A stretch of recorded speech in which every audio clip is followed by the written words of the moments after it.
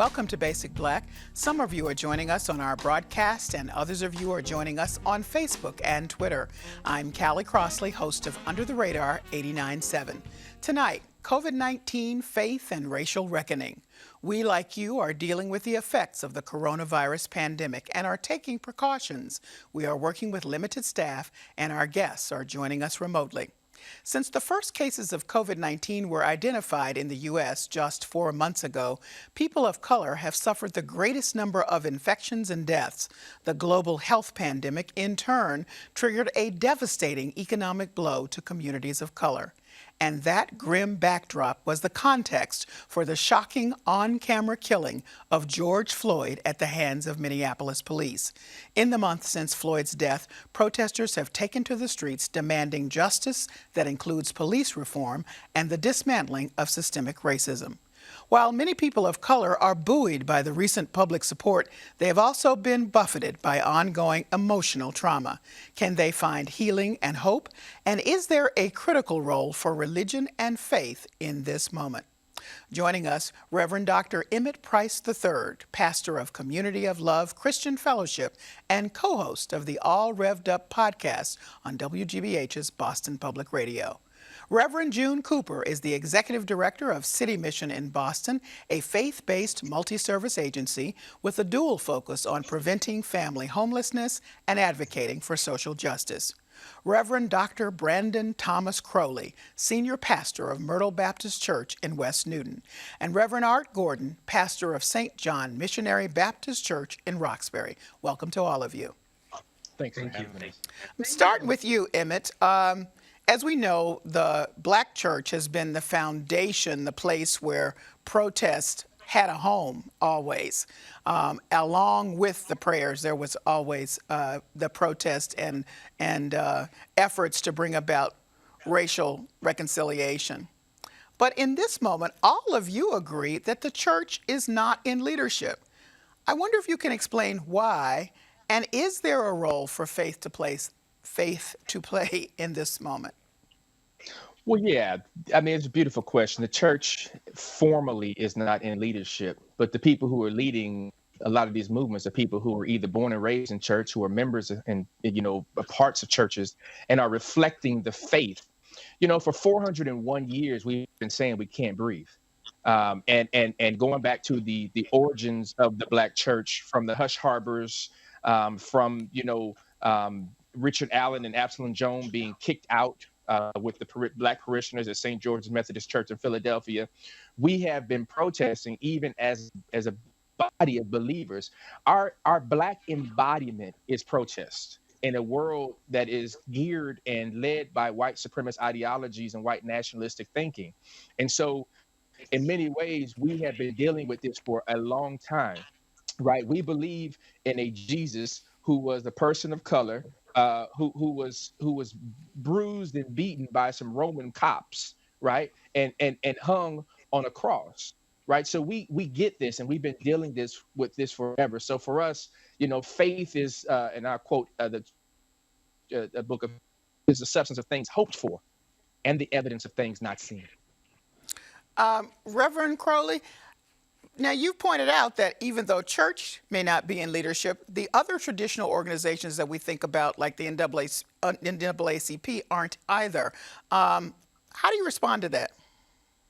Well, I think that this present movement that is going on is quite different. First of all, it's being led by a very young demographic that has grown extremely tired with the hypocrisy that often comes from many of our mainstay Black organizations, such as the lack of many Black churches to jump on with all Black lives mattering, going into trans lives.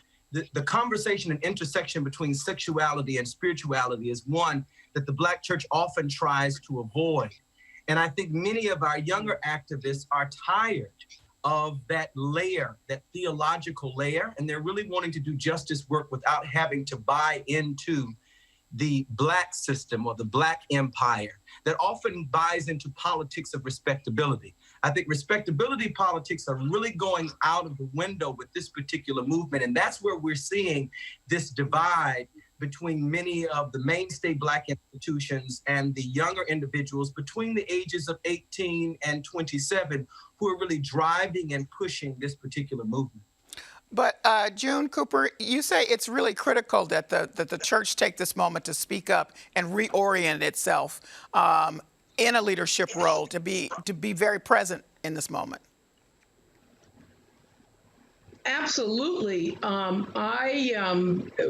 been following the work of Dr. William Barber, who talks about this moment being a time for the third reconstruction of America.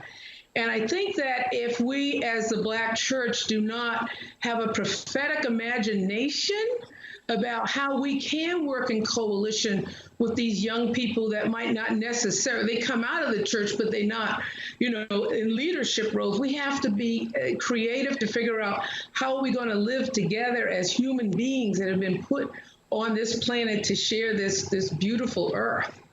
So I strongly believe that conversation, dialogue, working in and finding new partners to do this work is where we're going to find the energy and the synergy and the Spirit of God at work. It's going to look very different than it looked when we were engaged in that civil rights work in the 60s. And that's okay. This is a different time, different issues. Reverend Art, one of the things that you've been emphasizing in your sermons is to really pay attention to what's happening currently. That's not so unusual in Black churches, as we know, but this has been a particular focus for you now. How have you been ministering in this way? What has been your message while trying to bring in what's happening out in the streets and actually in our homes as people are trying to recover from COVID-19? Yes, my messages have been particularly for church folks to stay awake. We definitely don't want to be asleep on the eve of a revolution that is happening in this country. So each Sunday, even virtually, I try to preach to my congregation to not only pay attention to what's going on, but because we are people of faith, that we need to be mobilized in this moment. Now, our mobilization may be different than it was 50, 60 years ago, because I pastor a church that is civil rights generation. And so I am not expecting any of my seniors, because of COVID-19, because of their age, to be out in the streets marching and protesting. But I do want them to realize that as people of faith, there is a responsibility. You might not be out on the front lines, but you may be donating to some of those modern day Black Lives Matter organizations. You may not be in the streets marching, but you might be cooking food, you might be having mass, you might be doing whatever you can in this moment to be mobilized and to be intentional about Black freedom in this country. And the Jesus that we talk about and preach about every Sunday bids us to do that work. So, June, I'm very interested in something that you're doing with other ministers, some of them who are our guests tonight, about prayers and action, having every week pastors look out, as Art Gordon was saying, and connecting what's happening outside of the church walls and what's happening in this moment, but really to address that in prayers. Can you talk about that? Sure. We started a campaign that began last week. It is called a campaign, a call to prayer and justice. We pray and do justice at the same time. And my spirit has been so stirred by what has been going on to witness the murder of George Floyd. It was just too much. So a few weeks ago, our staff, we began to look at his words in a transcript. And we chose the 9 words, each representing a minute where his life was being squeezed out of him. And so what we've done is juxtapose that to Jesus's last 7 words on the cross. But what we have asked our ministers, and Reverend Crowley has written a prayer that will be on our Facebook and in our blog today, matter of fact. And we feel that this is a way to consciously use and put our faith to work through prayer, but also a call to hear various voices around the need for us to pray for our soul, but also to pray for justice to come. Reverend Crowley, a lot of people say, if you're going to pray, don't worry. If you're going to worry, don't pray, which suggests a kind of staticness. But what you are suggesting through this project and what you've said earlier is that prayer is a verb. Well, I think we have to think and rethink and reimagine what we imagine prayer to be. There's one saying that talks about we not only pray with our words in our hands being in this position, but we also pray with our feet in the form of protest. I also think that prayer being communication is a form of communication with God, and what we do unto other people, we do unto God. So I think it needs to go from prayer to protest to policy reform and to continuing to be extremely prophetic, not only in our preaching, but prophetic in our actions. I think sometimes those of us who are well-educated, middle-class, African-American preachers, we can preach truth to power and preach social justice messages, but very often we very rarely get out of our comfortable homes and cars to show up to actually do the grunt work, which looks different than just showing up and giving a speech during a protest. It actually means, for instance, our congregation, we're working on 2 forums. We're trying to plan a town hall with our mayor that's specifically for Black people in the city of Newton to be able to hold her accountable of some of the things that she said that she's going to do. And we're also working in tandem with GBIO to create a Zoom forum where our parishioners can be in communication with our state legislatures. Because as you know, the sessions are ending this summer. And so we're really trying to push to make sure that what passes in the Senate also passes in the House. And by this, I'm speaking about the state of Massachusetts.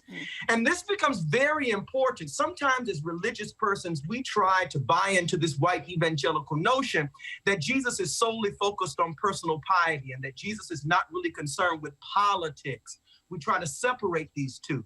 But when you study the scriptures, you find that Jesus was actually protesting against Roman imperialism and the religious hypocrisy that existed within the Jewish establishment of that time, which had intertwined itself with empire. When Jesus goes into the temple and turns over tables, he's doing exactly what the young people are doing with Wendy's and Target. He's saying, I'm not concerned about the economic benefits of these organizations as a result of taking advantage of people, but I'm going to use this moment, turn these tables over as a symbol that something has to change because oppressed people are being taken advantage of by this system. So when we see the burning of Target and the burning of Wendy's, I consider that to be much like James Baldwin's The Fire Next Time. We came with water with Martin Luther King. We're coming now with the fire of Pentecost, burning up and consuming those things that are taking control of our communities. Emmett, do you think that in a odd way that these triple crises, the COVID, the economic downturn, and now this racial reckoning period may actually elevate faith to a place that it might not have been in the lives of some people? Yeah, I think absolutely. I think it moves faith from being a superficial ideological, perception to being an embodied real life experience. You go back to 1899 and James Weldon Johnson wrote, what is one of the famed hymns of all time. And that second verse says, stony the road we trod, bitter the chastening rod, felt in the days when hope unborn had died. And that was written for middle schoolers. That wasn't written for adults. That's 1899. Right. And you go through the Harlem Renaissance and the Chicago Renaissance and the Renaissance of the 20s and 30s, and you listen to what our artists were saying. And many of them had come out of the church. James Baldwin came out of the church. He was writing from his frustration of what Dr. Crawley was talking about. Right. So the point is that we are human beings. We're leaning on a Lord, a God who we're hoping will help us in this crisis. And we're frustrated with people. And so to the point that I've seen as well, Dr. Crawley talked about the ages. 1963 March, right? August 28th, Dr. King was 34. John Lewis was 23, right? Andy Young was 31. Prathia Hall, right, was 23, right? So this has always been a movement by young folks. Million Man March, October 16, 1995. Louis Farrakhan was the one who called that into existence, right? That's not necessarily the Black Christian church, but it's Black people saying enough is enough. I'm a veteran of the LA riots. I'm born and raised in Los Angeles, right? 1992. I was right in the middle of it, right? So and that wasn't lifted by the church either. So I think we need to get rid of the dichotomy and the polarization. Black people are Black people. Many of them come out of churches. Many of them are good church folks. Clergy are around praying and doing what we do. But I think it's irresponsible for us to think that the clergy are supposed to be the leaders of everything. I think we have a role to play, and we are people too, trying to take care of our families and our beloved and trying to struggle just like everybody else. And when I say I can't breathe, I don't need everybody to hover around me. I can't breathe, I need some space. Reverend Art, because and you've mentioned earlier that your congregation is of that civil rights era. Well, during that time, Reverend Martin Luther King Jr. wrote a letter from a Birmingham jail in which he pointed to white evangelicals, white pastors, and spoke to them about their complicity and their silence. What about those white churches now, and how can there be some movement in ways there hasn't been? We always say the most segregated hour on Sunday is 11 o'clock in this nation. How can that change in this moment, or will it? That's a very great question. Those same words that Martin Luther King used 60 years ago are still relevant today. We still have white churches that have failed to say anything, that still believe that because we've had a Black president, because we have Black people in certain positions, because every major corporation has that one Black diversity officer, that we have come a long way. But you talk to Black bodies and Black and brown people, we will tell you that even though we've had a Black president, I mean, if you think about it, the Black Lives Matter movement was started during the era of a Black president, right? And so all of these white churches, they still have failed to say anything. One of the things I think has been interesting in this movement is that COVID-19 has really shut so much down that everybody, particularly white Christians, have been forced to look on TV and to see how Black people are treated every day.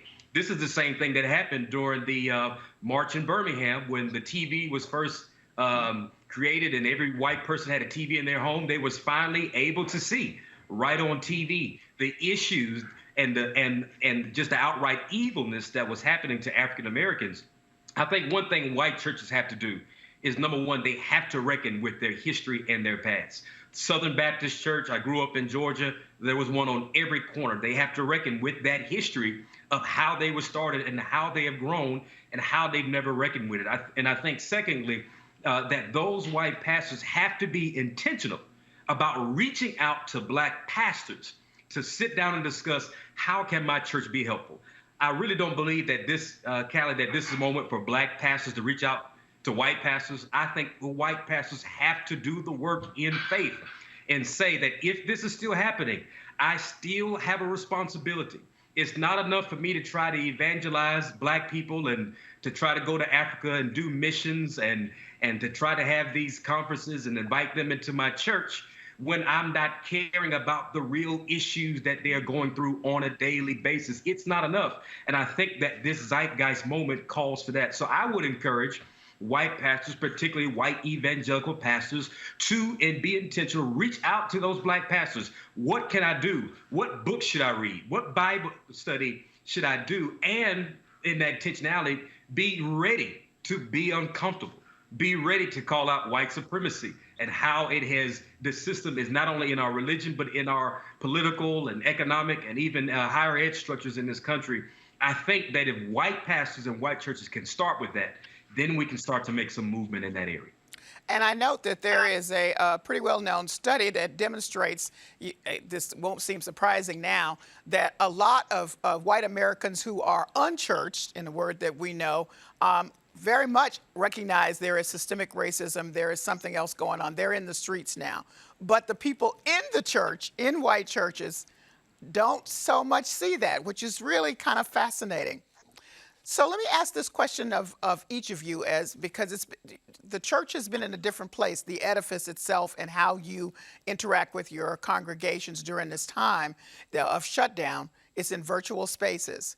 And you've experienced all of this, as Reverend Gordon has said, while we're watching it on TV, all these traumatic things happening. Is the church as we know it changed forever? June Cooper. Yes, the church has changed forever. We are, for the first time, with the doors of the church closed, physically closed. The church has taken is in the street. And this is something that I've talked about for many years, about we need to get out from the walls that contain the church as people have experienced it for many years. The church is not a building. The church is the people. So I believe that I think we are in a zeitgeist moment where the Spirit is moving and calling us to do things in new and different ways. Churches are looking at different time slots. Pastors don't have to worry about what color the robes are going to be for what Sunday. It's sort of a freeing sort of way. Now, I'm not in the pulpit every Sunday, so these other folks can speak to that, but it does appear to be a freeing time where we can focus more on the Word and how we doing the work. Emmett Price, are you freer now? Is the church changed forever? Yeah, I don't know if I'm freer, but the church has definitely changed forever. I mean, the church, Gil Scott-Heron said that the revolution will not be televised. And this revolution, and I just want to play on what my dear brother Art has said, that it's not necessarily televised, it's social mediaized, right? So you got social media clips that are running. The television is catching up and taking whatever's hot on social media. And so the revolution is in everyone's hands. It's on everyone's phones. And so that's the same place that the faith needs to be as well to meet the revolution, right? The faith needs to be on everyone's phones. The faith needs to be in everyone's hands. And so we have been challenged and charged not to have people come to us, but we have to take the ministry and the message to them. Because listen, the global pandemic is not COVID-19. Let's not be fooled by that. The global pandemic is white supremacy and white nationalistic ideologies. Or the global pandemic. COVID-19 is a move by the Holy Spirit to give us a pause so everyone could sit down long enough to see what's going on. Okay. Right. So we learned a long time ago how to wash our hands. We learned a long time ago how to cough into our armpits. Mama and Big Mama and Daddy and Big Daddy taught us that a long time ago. So that's not the revolution. The revolution is now that everyone has to pause long enough to see what has been going on for 401 years. And now we got to respond to it. All right. Reverend Crowley? I hear what everyone is saying, that it has changed. I would really want to reframe it and say I think the church has the potential to change. And there are so many different churches when you use the word church.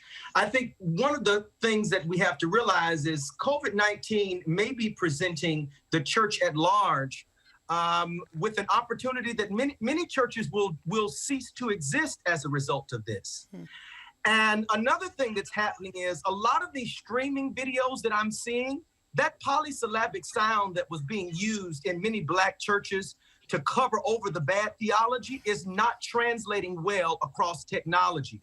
A lot of this theology is extremely outdated, and people now have the ability, with being in home, to move their thumb and to flip to the next person.